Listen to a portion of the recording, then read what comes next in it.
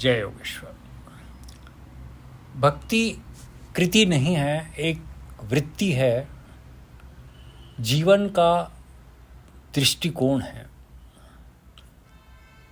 भगवान के साथ मेरा कौन सा संबंध है, यह पहले निश्चित करना चाहिए। संबंध निश्चित होने के पश्चात ही भक्ति का मार्ग सरल बनता है। हम जैसा व्यवहार में करते हैं वैसा ही परमार्थ में भी करना है। पैर में जितनी शक्ति हो उतना ही कूदना होता है। एक व्यक्ति 15 फीट ऊंची दीवार से कूदता है, उसको देखकर दूसरा भी वैसा ही करेगा तो गिर जाएगा, उसकी टांग टूट सकती है। इसलिए मनुष्य को प्रथम मैं कौन हूँ यह जान लेना चाहिए।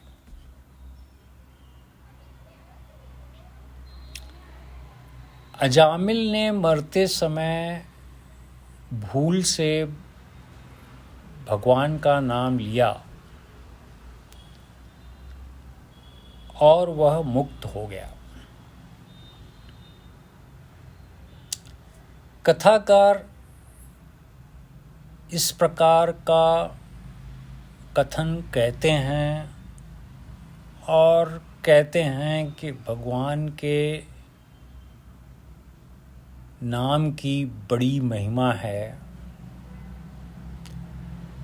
उसमें बहुत ताकत है। भूल से भी भगवान का नाम लोगे तो मुक्त हो जाओगे। सुनने वाला व्यक्ति भी सिर हिलाता है और भगवान का नाम लेने लगता है।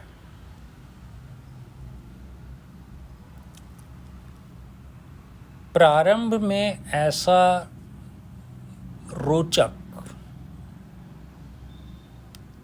कहकर ही मनुष्य को भक्ति की ओर मोड़ते हैं। जैसे छोटे बच्चे को माँ बाल मंदिर में भेजती है,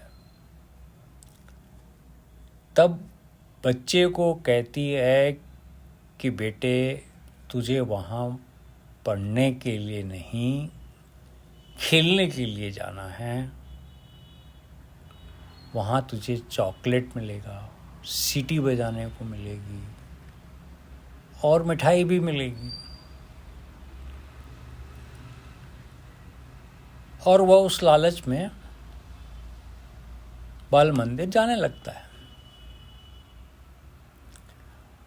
उसको मालूम नहीं होता है कि आगे चलकर जब उसको पीएचडी करना पड़ेगा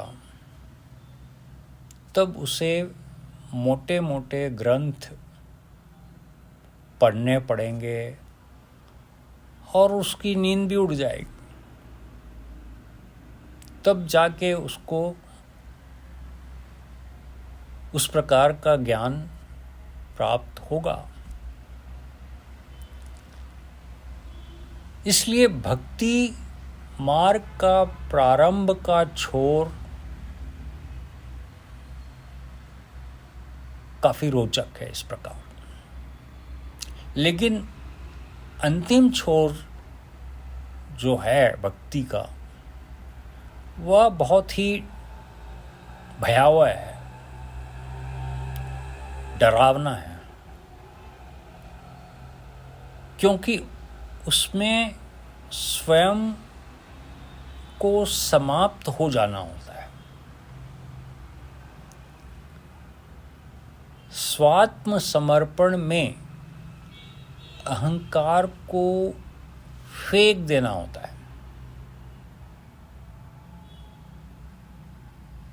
जिसको भक्ति की व्यवस्थित सीढ़ियाँ मालूम नहीं होती, वह ऐसे प्रयत्न करता रहता है जो मस्तिष्क में भी नहीं उतरता। ये आलसियों के प्रयत्न होते हैं। उसमें कुछ लोग श्रेष्ठ साधकों का अंधानुकरण करते हैं। अब याज्ञवल्क्य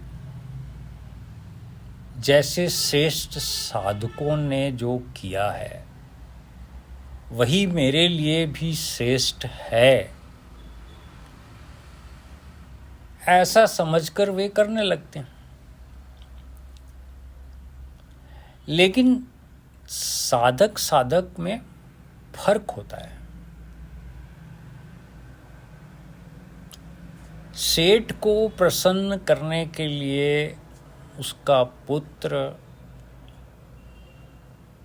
या पत्नी जिस मार्ग को अपनाता है या अपनाती है, उसे नौकर नहीं अपना सकता।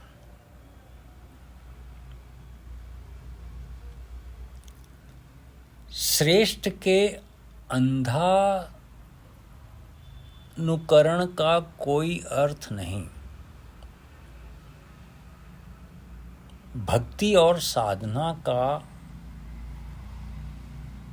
अपनी योग्यता का विचार करके ही प्रत्येक व्यक्ति को निश्चित करना चाहिए कि किस नहर में मुझे स्नान करना है।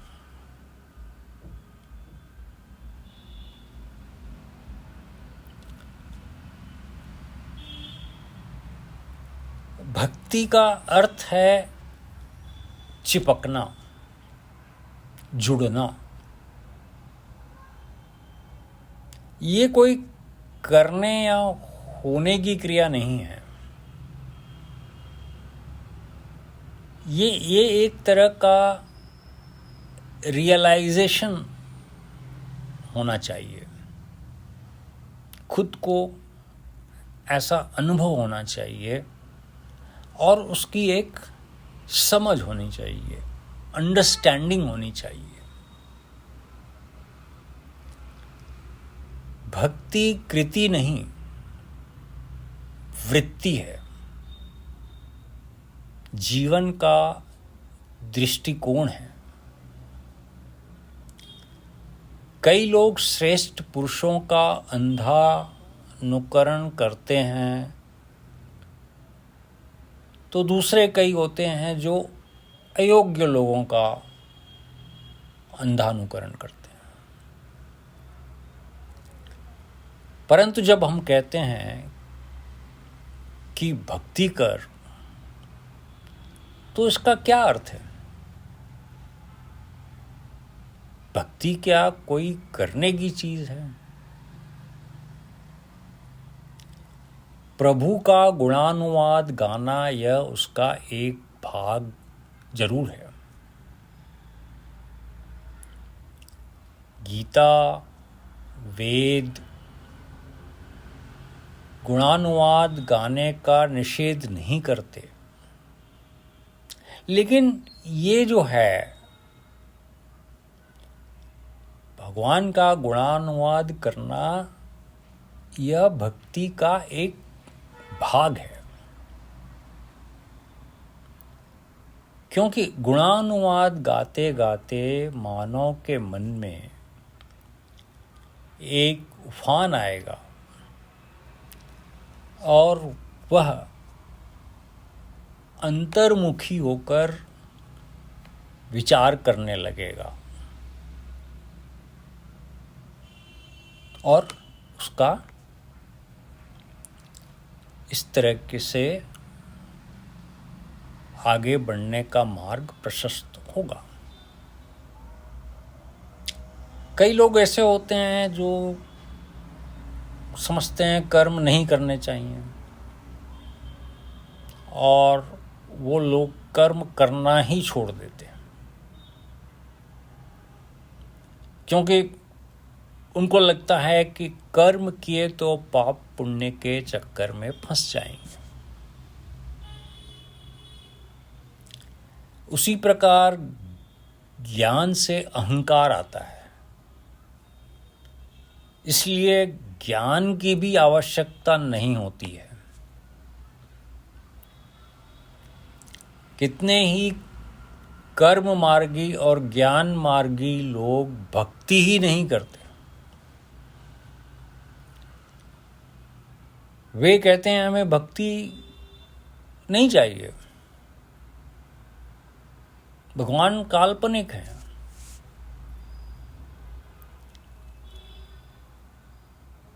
मूर्ति को एक शिल्पी ने बनाया है और ये कहकर वो कहते हैं कि भगवान काल्पनिक है और उनको मानने की कोई ज़रूरत नहीं है। लेकिन ये लोग ये भूल जाते हैं कि उनको भी किसी शिल्पी ने बनाया है।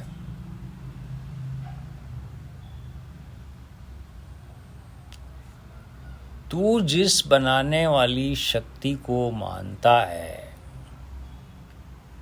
वैसे शिल्पी के अंदर विद्यमान शक्ति को भी मान, जिसने तुझे बनाया है।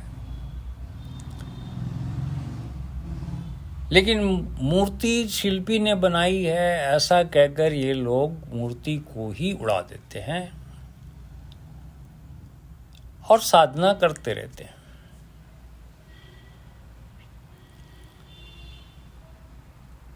उनको मालूम नहीं होता है कि मूर्ति में चित्त एकाग्र करना होता है, क्योंकि यह चित्त शुद्धि के लिए अत्यंत आवश्यक है। यदि चित्त शुद्धि नहीं हुई तो वासना और अहंकार रहेंगे ही। और यही कारण है कि तथाकथित जो योगी होते हैं वे अतिशय कामनाग्रस्त होते हैं।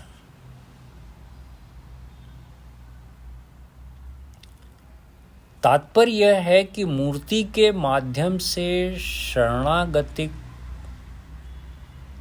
अंतिम साधना तक जाया जाता है।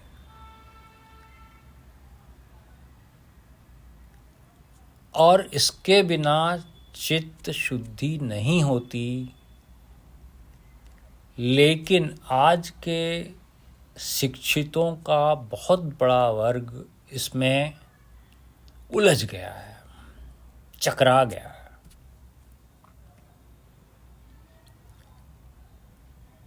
क्योंकि वह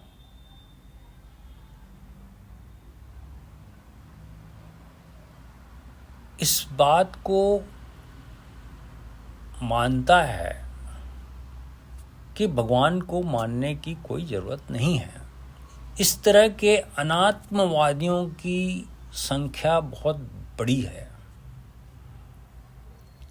कुछ आत्मवादी भी हैं, पर आत्मवादियों में केवल आत्मवादी और उपासनवादी ऐसे दो असंगत विभाग हो गए हैं।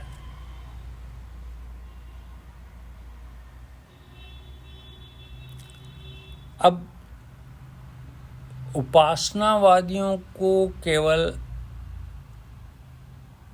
आत्मवादी अज्ञेयवादी लगते हैं और केवल आत्मवादियों को उपासनवादी नादान लगते हैं। उन्हें उनकी उपासना बच्चों के खेल जैसी मूर्खतापूर्ण लगती है।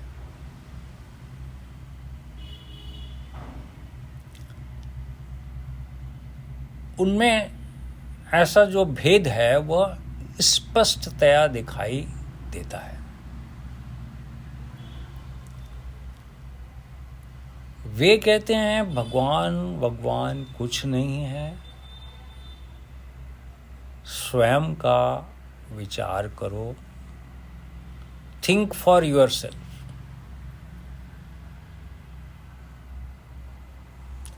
अंदर का शुद्धिकरण करो और अंतस्थ जो चेतना है उसको जागृत करो, ये वो कहते हैं।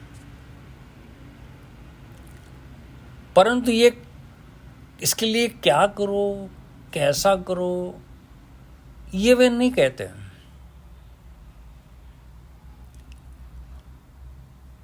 फिर भी वे कहते हैं कि गुरु की आवश्यकता नहीं है,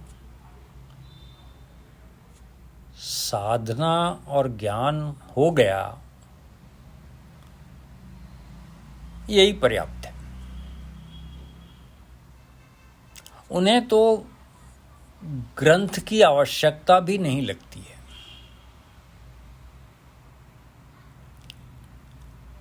लेकिन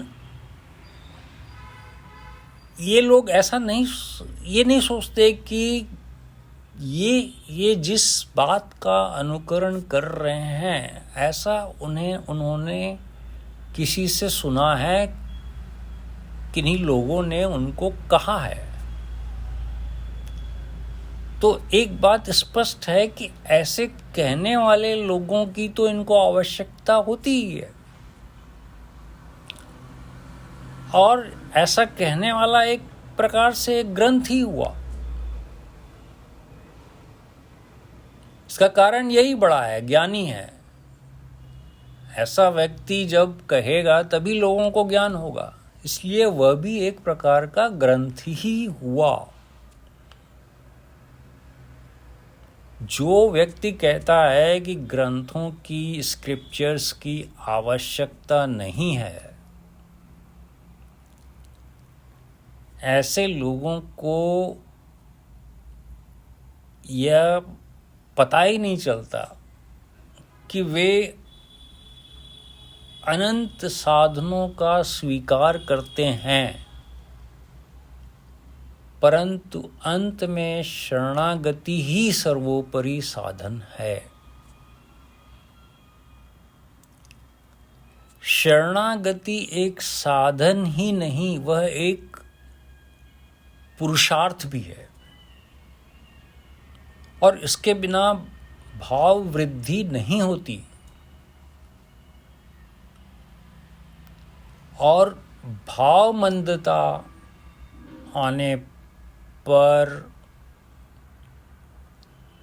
पर निरहंकार नहीं बना जाता।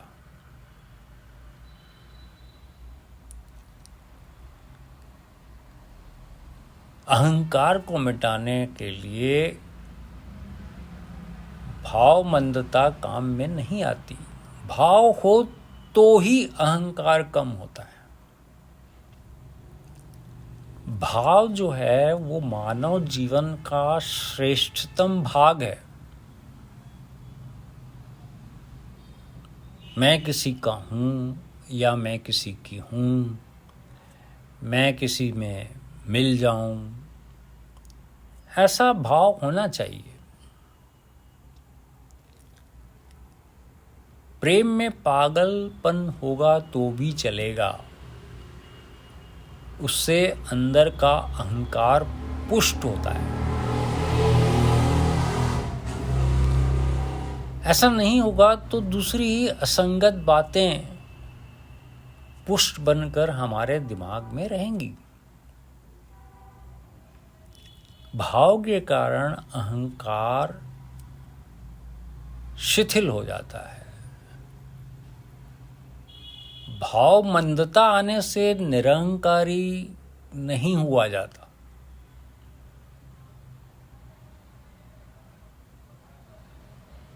और निरहंकारी नहीं हुआ तो निर्वासन नहीं हुआ जाता।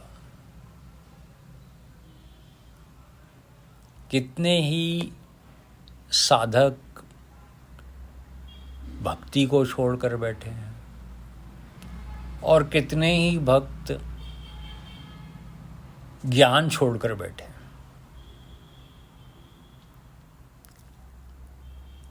और कितने ही ज्ञान भक्ति की चर्चा करने वालों को कर्म की आवश्यकता ही नहीं लगती।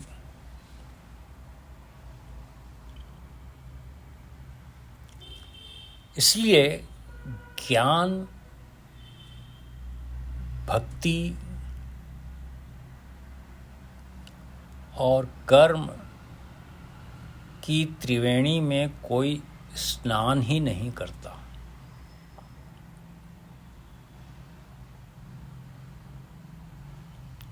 इसलिए गीता में कहा गया है कि स्वतंत्र प्रयत्न करते हुए भी जो अकृतात्मान है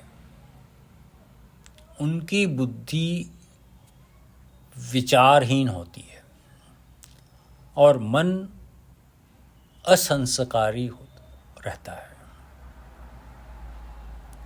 इसलिए वे कुछ भी देखते समझते नहीं हैं।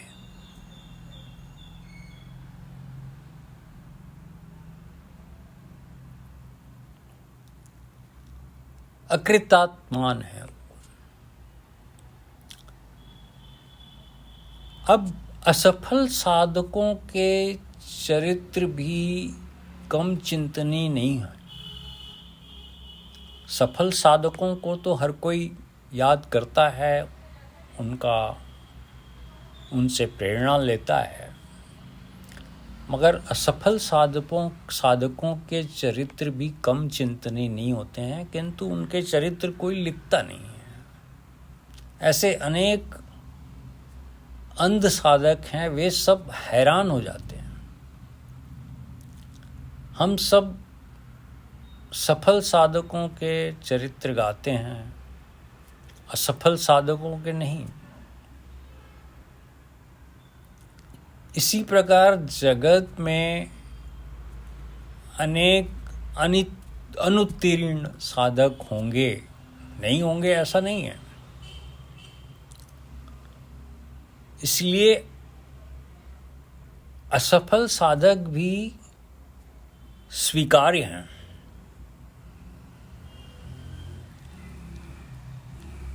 भगवान कहते हैं कि तू जुड़ जा, परंतु भगवान कहाँ जुड़ जाऊं?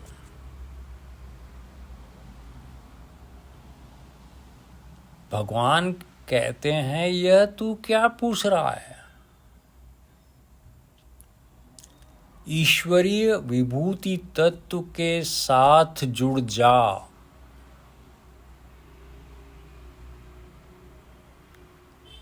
ईश्वर विभूति का वर्णन करते वक्त कहा है, सूर्य में स्थित होकर संपूर्ण जगत को प्रकाशित करने वाला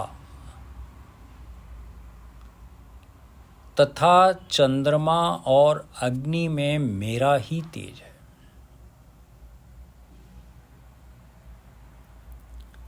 अर्थात संपूर्ण तेज का अधिष्ठान मैं हूं।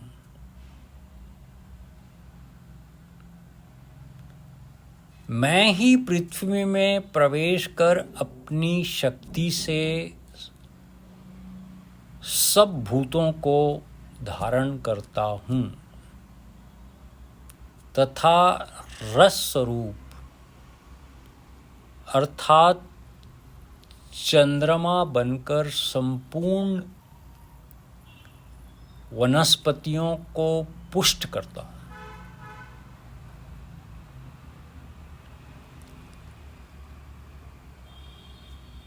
मैं ही पृथ्वी का अधिष्ठान हूं अर्थात पृथ्वी का अधिष्ठान और वनस्पतियों का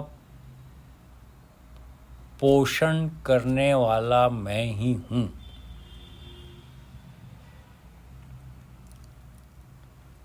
फिर कहते हैं, मैं सब प्राणियों के शरीर में वैश्वानर अग्नि बनकर, मैं सभी प्राणियों के शरीर में वैश्वानर अग्नि बनकर तथा प्राण अपान से युक्त होकर चारों प्रकार के अन्न को पचाता हूँ। यहाँ भगवान स्पष्ट संकेत देते हैं कि मैं केवल सर्जक यानी जनरेटर ही नहीं, पालक यानी ऑपरेटर भी हूँ,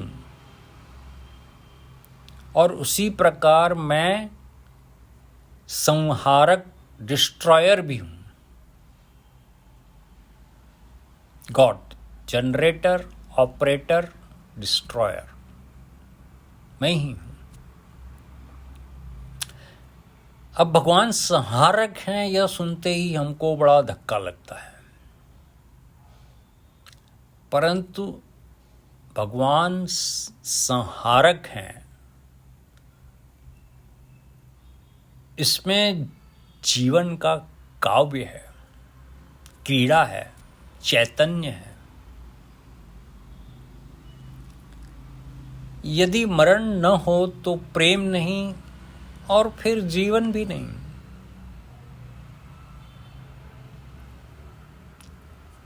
इसलिए भगवान संहारक भी हैं, वैसे ही पालक भी होने के कारण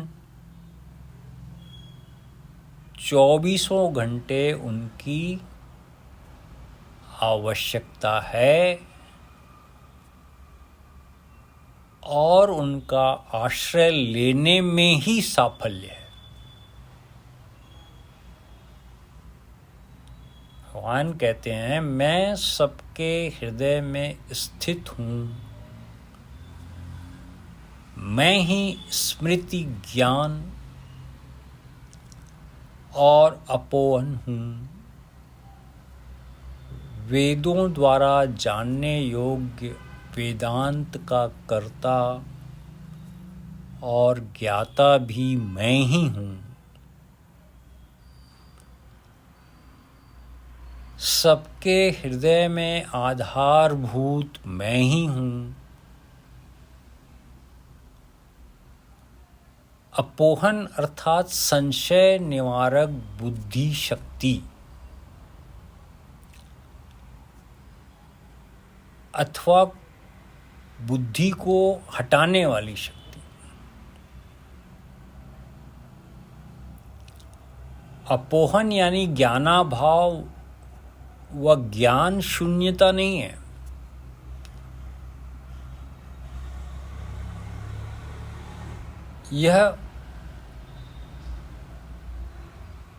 ये सब बातें हैं, इसलिए तो जीवन रसमय लगता है, रसमय है। जय योगेश।